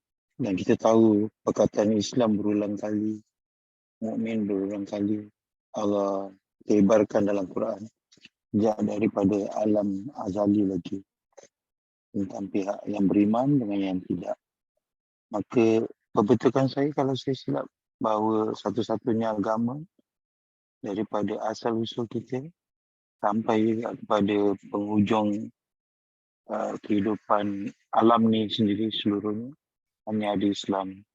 Cuma manusia telah mana-mana manggil Hinduisme, Kristianiti, Yahudi dan enggan kembali kepada perkataan asal usul seluruh alam ni adalah Islam, Muslim. Boleh pencerahan tak? Barakallah. Baik, terima kasih banyak Pak Nur. Bapak Ibu sekalian, sebuah kata yang datang dari Allah pasti memiliki hakikat. Dan hakikat itu adalah hakikat yang terdalam, yaitu kembali kepada Allah. Tapi ketika kata itu digunakan oleh manusia, maka kata itu biasanya mengalami pendangkalan makna. Terjadi eliminasi makna. Tereliminate itu maknanya. Ambil contoh misalnya Muhammad. Ya. Muhammad di sisi Allah tentu adalah makhluk yang paling baik. Jadi Muhammad, sampai Tuhan mengatakan laula kama khalaqtul aflaq. Ahmad, Nabi Isa mengatakan ismuhu Ahmad, akan datang Nabi namanya Ahmad. Jadi itu semuanya dari Allah. Jadi Ahmad yang dimaksud di situ dalam Al-Quran adalah Ahmad yang hakiki. Muhammad yang dikatakan dalam Al-Quran adalah Muhammad yang hakiki. Tetapi ketika Ahmad dan Muhammad kemudian digunakan oleh manusia, mengalami defisit makna, mengalami pengurangan makna. Contohnya, nama Muhammad dipakai oleh kita manusia, termasuk nama saya Muhammad. Ya. Jadi ketika Muhammad itu nama digunakan oleh manusia, pasti di situ terjadi defisit, terjadi eliminasi. Artinya Muhammad yang saya gunakan memang namanya Nabi Muhammad, tapi saya sebagai Muhammad ya beda dengan Nabi Muhammad SAW, jauh sekali. Ya. Oleh sebab itulah tidak bisa membayangkan Muhammad itu yang saya gunakan sama dengan Muhammad bin Abdullah. Ahmad yang dipakai oleh yang lain, Ahmad Burhanuddin misalnya, dan Ahmad yang lain tentu beda dengan Ahmad seperti yang dikatakan Nabi Isa. Ya, akan datang seorang Rasul memba'di setelahku ismu Ahmad. Nah, begitu ya dengan Islam. Nah, jadi Islam juga begitu. Islam ketika digunakan oleh Allah dalam Al-Quran, itu Islam yang dimaksud adalah hakikat, yang paling tinggi maknanya. Ketika Allah mengatakan, inna dina indallahi Islam. Ketika Al-Quran mengatakan, Allah tidak akan menerima selain daripada Islam. Ya, jadi, wa may yabtaghi ghairal Islam madina, fala yuqbala minhu wa huwa fil akhirati minal khasirin. Kalau Islam yang dipakai di situ dari Allah. Nah, ketika kemudian Islam itu yang digunakan Al-Quran, kita gunakan juga, saya orang Islam, dia orang Islam, mereka orang Islam, tentu mengalami defisit makna, ya, mengalami eliminasi namanya.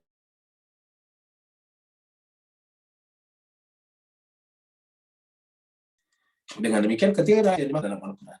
Lalu bagaimana caranya mengatakan bahwa Islam yang disebut dengan inna dina indal Islam, inna dina indallahi Islam? Ya, kita melihat Al-Quran, karena Al-Quran itu adalah al-Islam itu sendiri. Laisal Islama bidunil Quran, kata para ulama.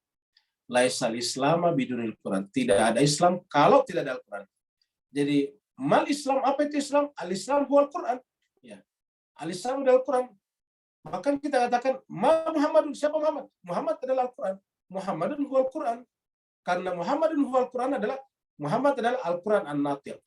Ya.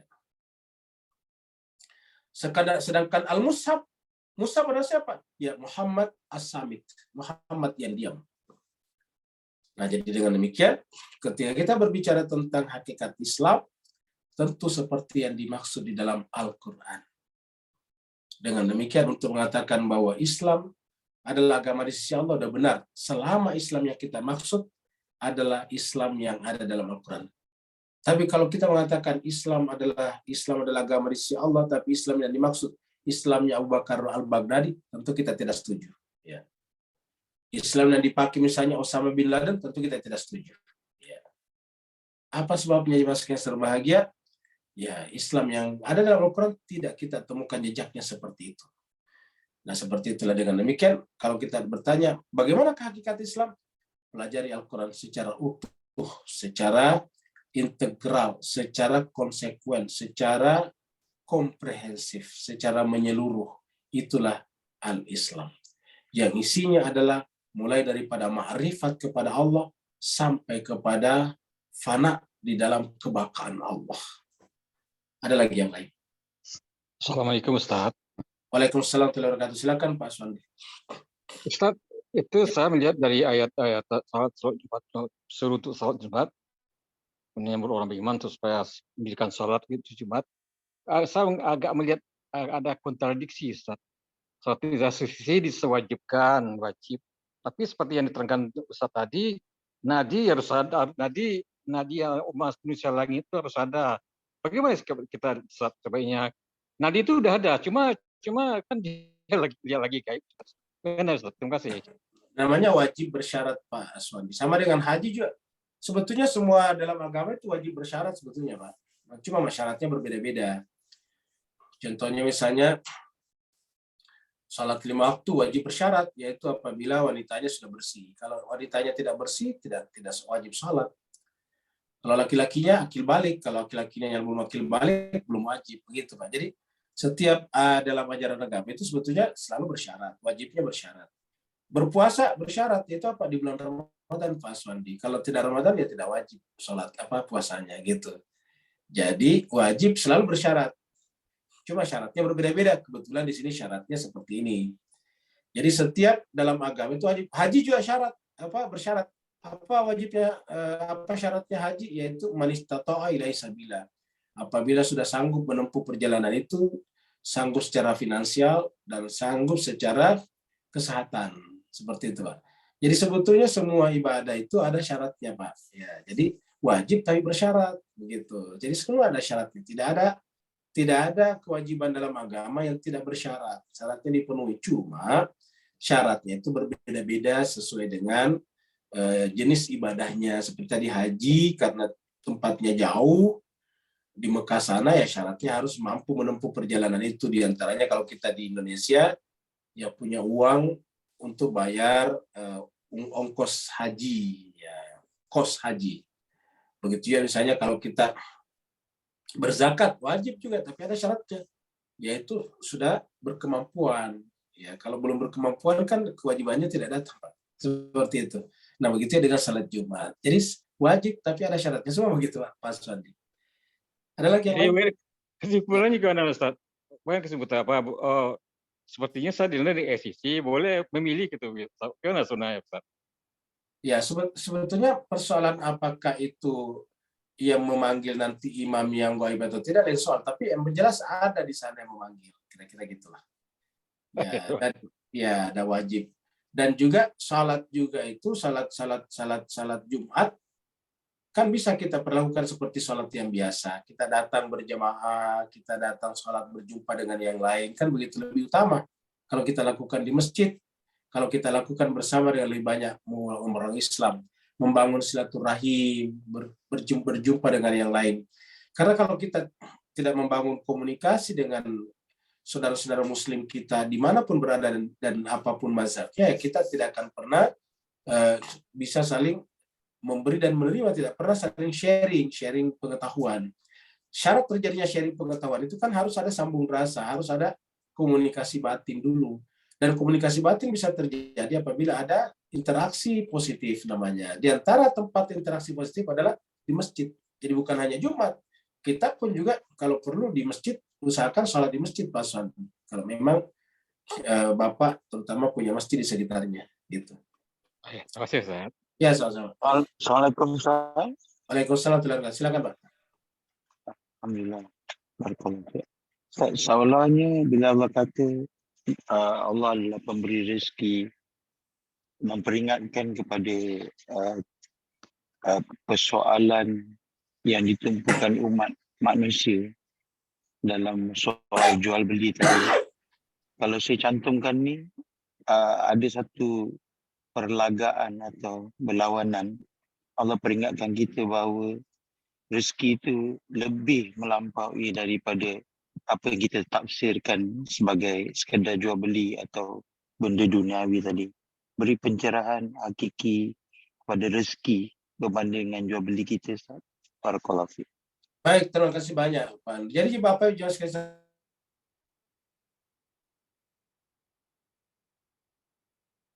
ya, rezeki pernah kita terangkan di sini mencakup apa menyebabkan kita menjadi sebuah realitas, itu adalah rezeki. Ulangi lagi, semua yang menyebabkan kita menjadi ada sekarang, menjadi namanya realitas, kita sebut Pak Nur itu adalah sebuah realitas, Pak Sabar sebuah realitas, Pak Aswandi sebuah realitas, Ibu Dokter Ririn adalah sebuah realitas, Pak Arum adalah sebuah realitas, Bapak-Bapak Ibu yang lain adalah sebuah realitas. Itu adalah penyebab kita menjadi sebuah realitas, reality adalah karena rezeki. Ya, misalnya kenapa kita disebut manusia sebagai sebuah realitas? Karena kita misalnya punya tubuh. Tubuh kita adalah rezeki. Kenapa tubuh kita bisa berkelanjutan sampai sekarang? Karena kita minum air. Air adalah rezeki. Kita makan, makanan adalah rezeki. Ya. Kenapa kita bisa memiliki pengetahuan? Ilmu adalah rezeki. Dan seterusnya. Sampai pada bertingkat-tingkat dari yang material sampai kepada yang material.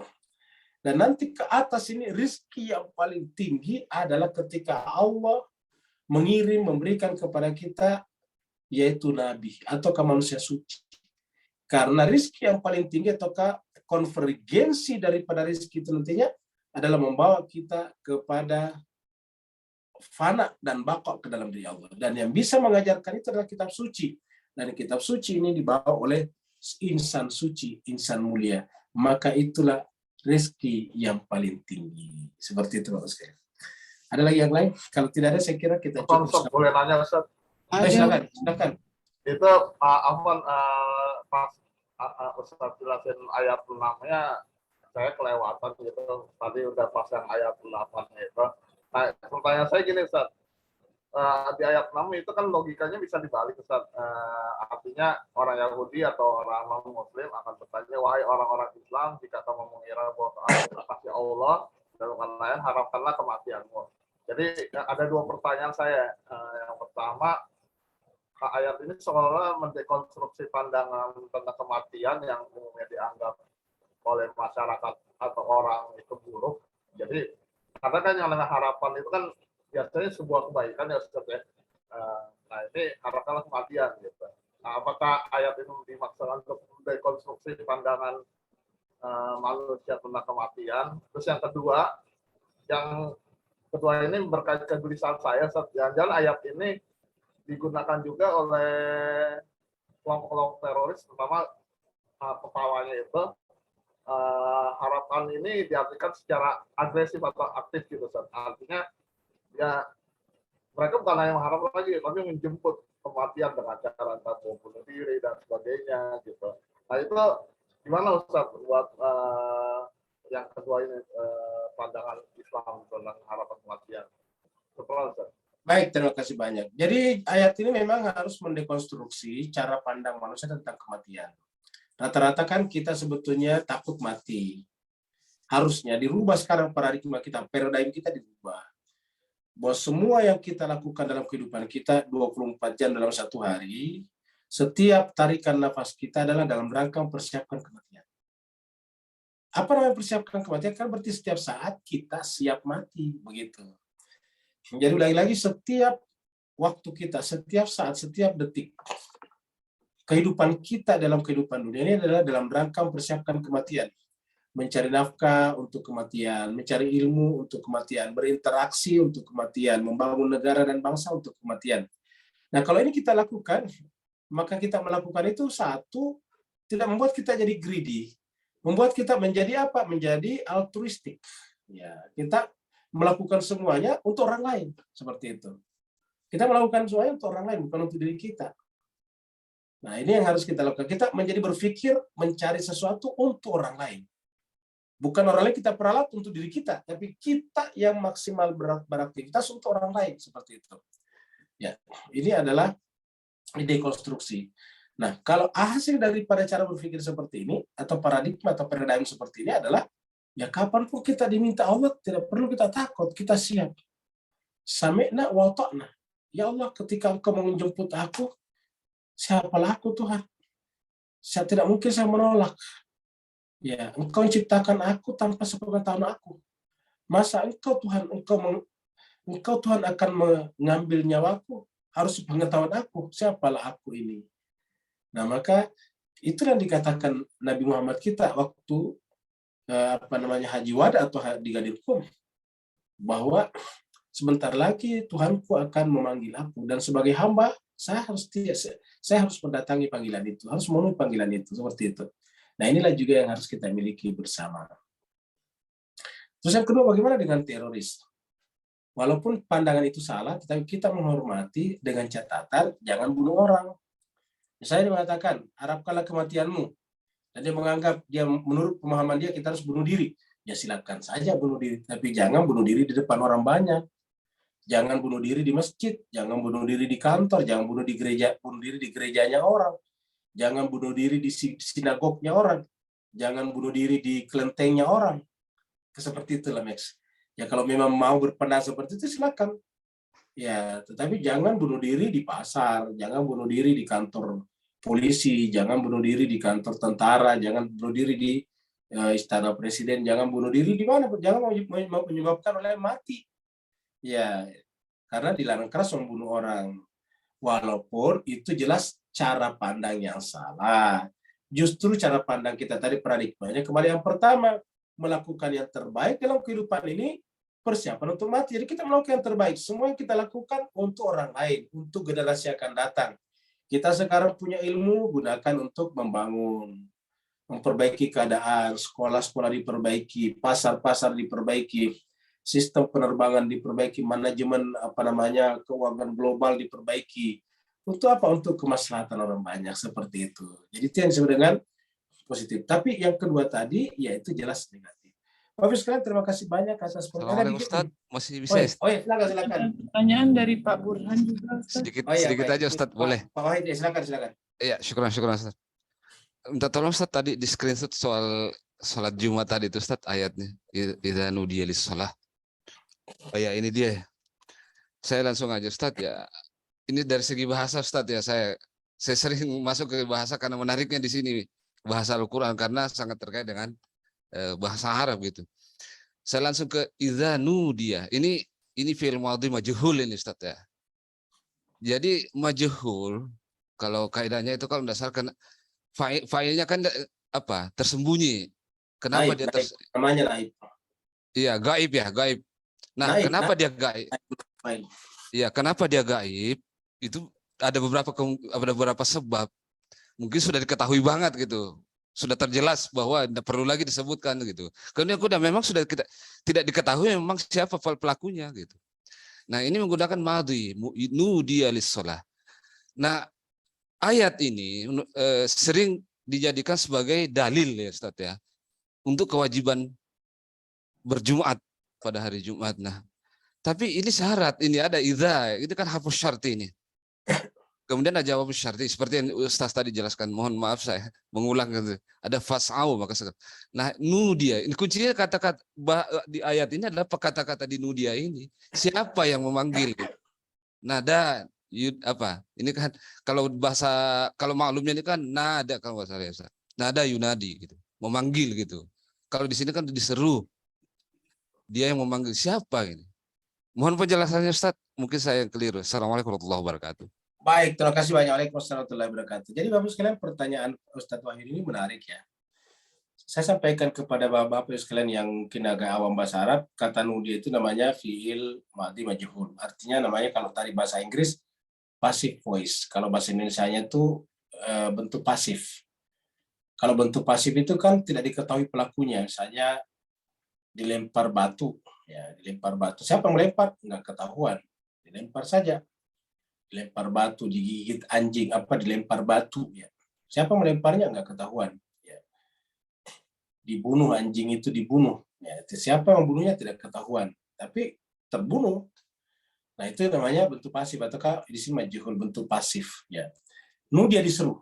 Satu. Yang kedua, supaya ketahuan pelakunya biasanya dalam pengertian tanda petik ya, pelakunya tanda petik dibuatlah namanya pelaku pengganti, namanya naibul fa'il. Di mana naibul fa'ilnya? Di belakang. Nah, contohnya saja duribal waladu. Duribal waladu. Anak itu dipukul. Nah, berarti kan yang disebut pelaku di situ adalah anak itu, tapi namanya naibul fa'il. Karena bukan dia memukul dirinya, tapi dia dipukul, tapi disebut dengan naibul fa'il. Apa artinya? Fa'il pengganti. Posisinya di situ sebagai fa'il, yaitu sebagai marfu, dirafa situ duribal waladu ya, duribal waladu. Waladu itu tidak boleh duribal walada walaupun dia kena pukulan, tapi karena tidak ketahuan pelakunya maka dia jadi pelaku pengganti namanya. Maka apa? Marfu ya, dia dirafa menggunakan tanda dhamma, duribal waladu. Nah, yang menarik adalah di sini tidak dikatakan nudiyas salatu. Nah, jemaah sekalian, ini menarik. Karena kalau misalnya di sini nudia salat itu berarti naibul fa'ilnya salat. Ya. Ini menunjukkan ada pengganti memang yang lain sebetulnya. Maksudnya ada yang menyeru di sini yang lain. Makanya salatnya menggunakan nudia lis salati, bukan nudia salatu. Ya. Harusnya kan nudia salatu berdasarkan tadi fi'il madhi majhul dan naibul fa'il.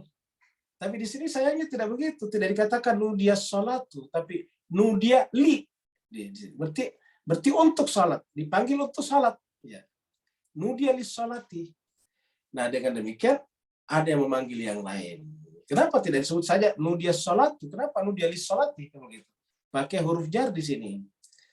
Nah, ini menunjukkan manusia harus berpikir. Itu sebabnya Al-Quran sangat memberikan penghormatan kepada yang berpikir. Sampai Allah mengatakan di dalam surat Al-Anfal, inna syarrad dawabi indallah as-summul bukmul ladzina la yaqilun. Seburuk-buruk yang melata di sisi Allah adalah orang yang tidak mau mendengar, tidak mau bertanya, tidak mau berdiskusi.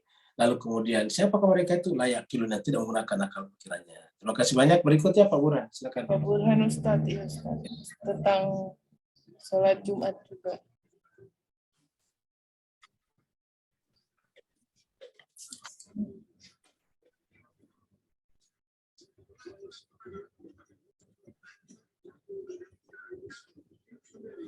Sudah kelihatan Ustaz? Ya udah. Belum kelihatan di saya. Ya baik, udah. Jadi ya, apakah maksud disuruh dalam ayat menunaikan sholat Jumat, dan apakah sholat Jumat ada pemiliknya? Mohon bicaranya. Jadi sudah, kata disuruh itu artinya harus dipanggil. Kata dipanggil itu ada yang memanggil. Jadi kata dipanggil, disuruh, ada yang memanggil gitu. Jadi kalau tidak ada yang memanggil tidak wajib. Tapi apakah orang boleh sholat Jumat? Boleh saja, bahkan lebih bagus, ya lebih afdal, lebih utama.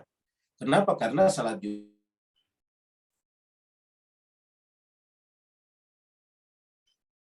dan wajib. Ingat, tidak zuhur, tidak gugur hanya karena tidak ada sholat Jumat atau tidak ada khotib di masjid, tetap sholat zuhur. Jadi salat Jumat itu adalah sebetulnya nama lain daripada salat zuhur. Tidak ada bedanya. Karena salat itu kan cuma 5 jenisnya. Salat zuhur, salat asar, salat maghrib, salat isya, salat subuh. Tidak ada salat Jumat sebetulnya. Yang ada adalah tadi salat yaumil Jumat, pada hari Jumat. Ya. Jadi apa itu salat Jumat? Ya salat zuhur di hari Jumat. Lalu kenapa 2 rakaat tadi? Karena khutbahnya diambil 2 rakaat. Seperti itu. Siapakah pemiliknya ya? Tadi pasti orang yang ditugaskan oleh Allah SWT, karena tidak mungkin tanpa ditugaskan dia tiba-tiba memanggil orang untuk sholat misalnya. Kira-kira seperti itu. Terima kasih banyak Bapak Ibu sekalian atas perhatiannya. Mohon maaf atas segala kekurangannya. Mudah-mudahan kita akan berjumpa lagi pada hari Jumat yang akan datang. Assalamualaikum warahmatullahi taala wabarakatuh. Waalaikumsalam warahmatullahi wabarakatuh. Waalaikumsalam. Syukran Ustaz, syukran. Assalamualaikum warahmatullahi wabarakatuh. Semoga sehat semua, mohon izin, dokter, para jamaah semua. Assalamualaikum warahmatullahi wabarakatuh. Salam semua. Terima kasih banyak. Assalamualaikum. Waalaikumsalam warahmatullahi wabarakatuh. Assalamualaikum warahmatullahi wabarakatuh. Waalaikumsalam warahmatullahi wabarakatuh. Terima kasih, Bu Dokter, Mas.